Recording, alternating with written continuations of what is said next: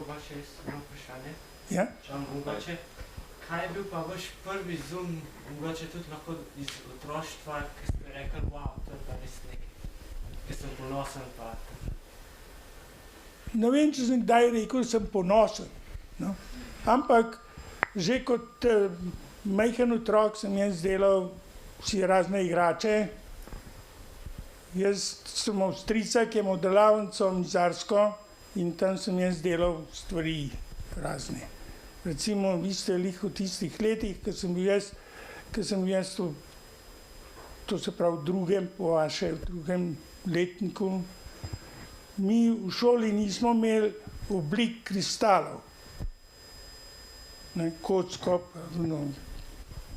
pač kristalov. In jaz sem naredil 10 teh oblik, lepo z lesa, tako velike, in potem je to postalo učilo. Druga stvar, recimo, jaz sem si mogel narediti prve svoje smuče, ki jih mi starši niso mogli kupiti ali pa niso hoteli, kakor še vzamemo. Ena najbolj takih stvari, ki sem jih naredil, ki je pa nekako zgodovinsko vse skupaj malo tudi povezan, nisem si mogel kupiti, vi ne veste, kaj je to logaritmično računalo. To je ena taka palčka, katero se uporablja za izračunati logaritme pa vse te stvari, preden je bil kalkulator. No, tole je. Rehenšibar po drugih besedah. Ta rehenšibar ima 3 dele. Ima skale zgoraj, pa skale na tele, ki se premika, pa tole steklo. In zdaj, če te stvari pravilno nastaviš, pač lahko računaš. Se množiš, deliš, vse te stvari na tele palčki. In jaz tega meni nisem mogel kupiti. In jaz sem naredil cel ta mehanizem, lesa, pa tole eno steklo gor, te številke sem si pa prerisal od enega. In to sem jaz potem uporabljal na univerzi.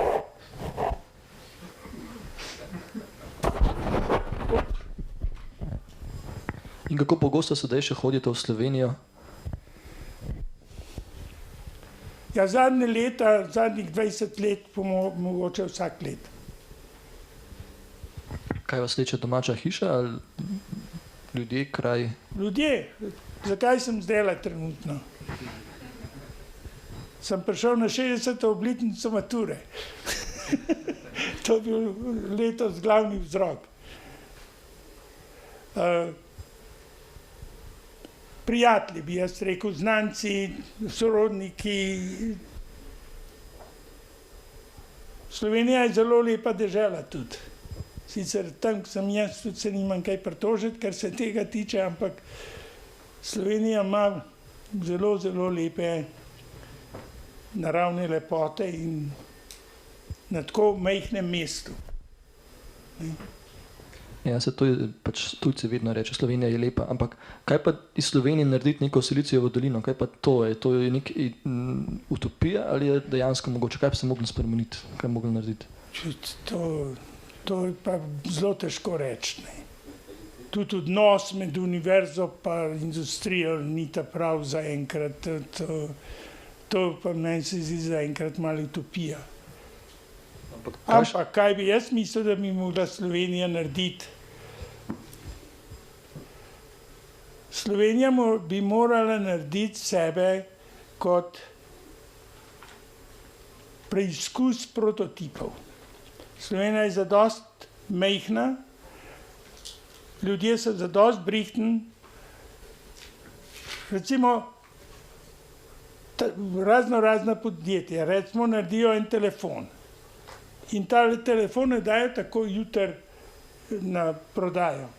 Recimo v Sloveniji bi to lahko uštimali, pa bi ljudje znali to uporabljati in vse in bi bila Slovenija kot en... Poskusti zajček.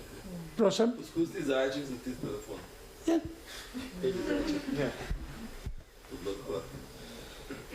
Ne?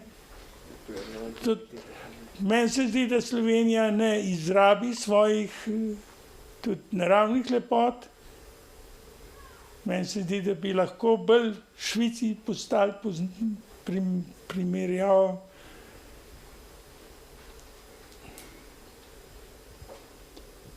Ne vem, no, kako bi rekel.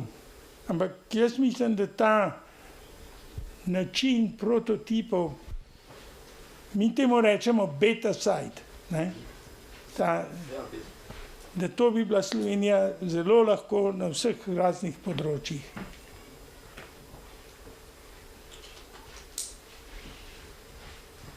Še kakšno vprašanje morda? Glede na to, vi ste v bistvu bili nekako na enem prelomu, kjer se je začelo razvijati računalništvo, kjer se je začeli razvijati mikročip in take stvari. A bi vi lahko rekli, da, ne vem, da je prava pot, zato veliko mladih si želijo, ne, da bi bili neki razvojniki pri nekem velikem računalniškem podjetju oziroma nekaj takega. A bi vi lahko rekli, da je prava pot, da se začne, ne vem, tako v mizarski delavnici z veščino in potem znanjem in potem, da lahko to res razvijaš z neko željo? Če mislim, da se to da? Ali ja, da je mogoče, da je to prava pota, ne? Ja, zame je bila. Ne? Jaz sem tako rekoč pri svojem stricu, tam sem se jaz naučil vse sorte stvari. Tudi življenjske. Tam je imel 2 pomočnika, pa 3 vajence in sem prebil zimske dneve tam, ne? Po letnih dnevih sem pa na polju mogel delati, ne? Vsake svoje sreče kovač. Kaj? Vsake svoje sreče kovač. Vsake svoje sreče kovač. Ja. Vsake svoje sreče kovač. Ne, ampak jaz mislim, da človek mora imeti en cilj in delati na tem cilju, da ga bo dosegel. To se lahko spremeni čez noč. Recimo, koliko se je pri meni, da nisem matematik, ampak sem elektro. Ne? Ampak takrat, ko sem se pa za to odločil, je pa bilo to moj cilj. Da grem ven, to je... Jaz verjetno ne bi nikdar šel,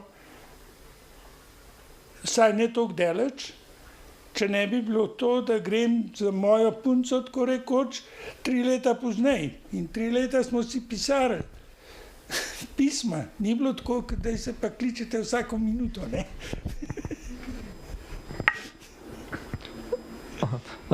Še eno vprašanje. Kako gledate na to, ker danes mnoge šole hočejo biti najbolj moderne in potem uvajajo digitalno tehnologijo, vsak kotiček, pravzaprav vsakem predmetu. Je to v tem razvoju, ker vemo, da recimo nekateri veliki računalničarji, Bill Gates, tudi Steve Jobs, mislim, da svojih otrok recimo ali pa najbližjih pa niso recimo s tem zasipali in jih zelo nekoliko branijo pred tem, da bi otroci ali pa mladi prezgodaj šli v to. Ja, prezgodaj je sigurno narobe, ampak drugače pa to zame je to prav. Ampak ne, da igrice igrajo, ne? Da se neki, če rečemo, da samo piše gor neki, ne? To je zame pripomoček, s katerim lahko ti nekaj več narediš v krajšem času. Ne?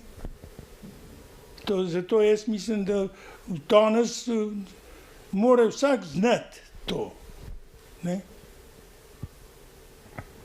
Ampak zelo važno se mi zdi, da mora človek znati, da dobi eno veliko obzorje in pa naprej gleda, ne, na to. Recimo, čisto povedal, kaj sem jaz zmeraj pogrešal. Ker jaz sem v gimnaziji bil odličnak v eno smer, v drugo pa nič, ne, tako rekoč, ko mi izlezel. Ne. Jaz sem v tako situacijo. Ker meni jeziki ne grejo in ne grejo. Ne. In se nikdar nisem naučil, da bi rekel, da bom pa pisal, pa to. Meni je bilo lažje narediti nekaj, ki pa napisati kaj. In recimo za vas tukaj, jaz mislim, da je zelo važno, da znate jezike. To je treba. Ne vem, eno stvar tudi mislim, da je zelo potrebna za človeka, da zna povedati te svoje misli v enem pravi obliki. Da ne vem, imate videla retoriko ali imate kaj takega, ne? Ampak to za mene je to bila velika pomanjkljivost. Ne? In Recimo, koliko hitro smo se mi lahko učili, je tudi ena stvar. Kot sem prej rekel, vsako predavanje si mogel vse napisati. To je ogromno poraba časa, tako rekoč, ne? Ker tudi profesor je mogel počasi delati, ne moreš drugače napisati. Ne? In zdaj je teh pripomočkov toliko, da se... Ne? Tam imate tako veliko knjižnico, ne? Mi smo imeli eno majhno sobco, par knjig. No, mene pa še zanima, kot je že on rekel, vi ste pač začeli delati takrat, ko je bil prelom, ker so začeli mikročipe proizvajati. In to je pač iz tega nastala res ogromna industrija. In me zanima, a se vam je to že takrat zdelo, da bo to neka prelomna tehnologija, ali ste bili pač ni bilo jasno? Ne. Ki pa? Vse te stvari se človek ni mogel naprej zamisliti. Skoraj nemogoče, no. En človek, da bi se vse to naprej zamislil. Ker jaz sem prišel v Silicijevo dolino ravno, ko se je začel. Te prve par tranzistorjev so začeli povezovati povezje. Zdaj pa danes, kje smo s tem? Milijone na enem čipu. Ne? In celo s tem našim kalkulatorjem, ne, smo ravno 2009, se meni zdi, da smo dobili eno priznanje kot temeljni kamen elektronske industrije in računalništva. Ravno na bazi tega 35 kalkulatorja. Ne, in to priznanje daje ta IEEE. To je največja svetovna organizacija elektroinženirjev. Tega dajo vsake toliko cajta. In dobil ga je on, ki je integrirano vezje naredil, pa smo mi tega dobili, pa take. Ampak to traja nekaj časa, da se pozna, kaj je začetek nečesa. Ne? Še kakšno vprašanje iz publike? Če je pa to počas to, bi se vam zelo lepo zahvalili, ker ste prišli k nam, ker ste bili pripravljeni odgovoriti na vse naše vprašanja. Upam, da sem odgovoril na ta vprašanja. Ste.